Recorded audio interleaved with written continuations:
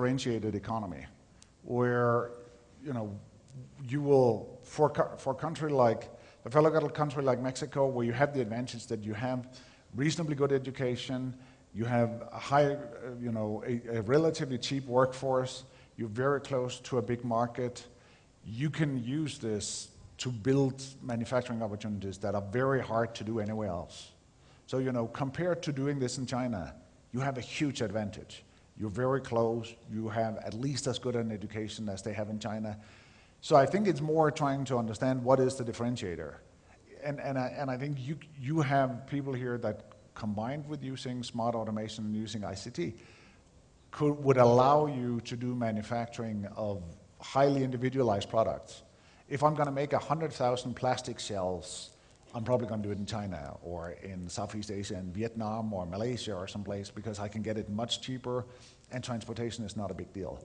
But for these highly individualized products, you can go out and be much more selective. So I think you will see a differentiation of the manufacturing. There's going to be dirt cheap mass manufacturing of hundreds of thousands of products. We're going to do that in places where you can have really, really dirt cheap labor and a high degree of automation.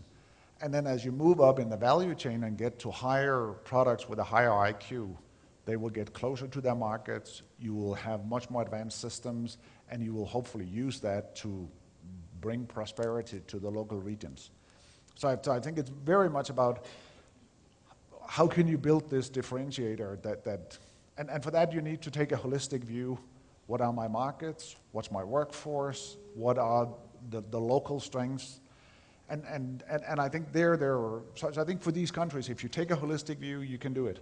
That's why China right now is making such a huge investment in automation. They don't want the next Apple computer to be built in Mexico. They want it to be built in China.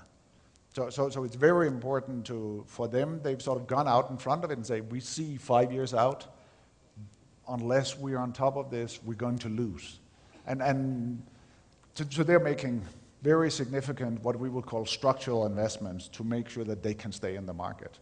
And I think it's for every country to figure out, given my level of education, given my economic resources, given my markets, how can I optimize this to bring sort of the best prosperity to the country? Ok, muchas gracias. ¿Alguna otra pregunta?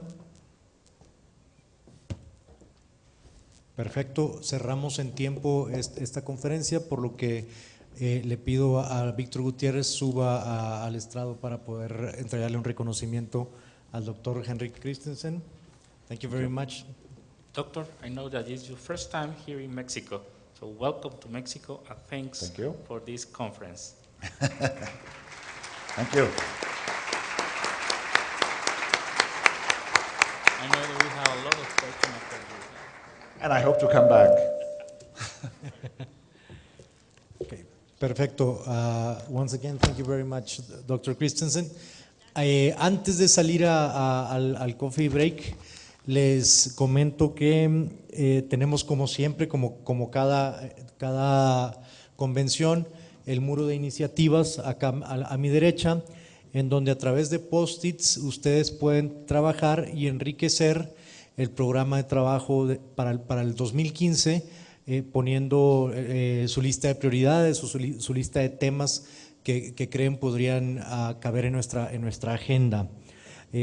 Asimismo les comento que nos vemos a la 1 de la tarde, es decir, en 15 minutos, para la plática entre Claudia Ivette García, directora general de Innovación, Servicios y Comercio Interior, ¿sí?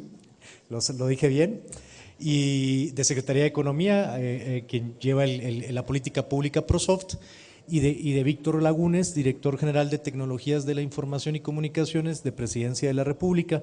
Entonces, muchas gracias y nos vemos a la 1 de la tarde, ¿ok?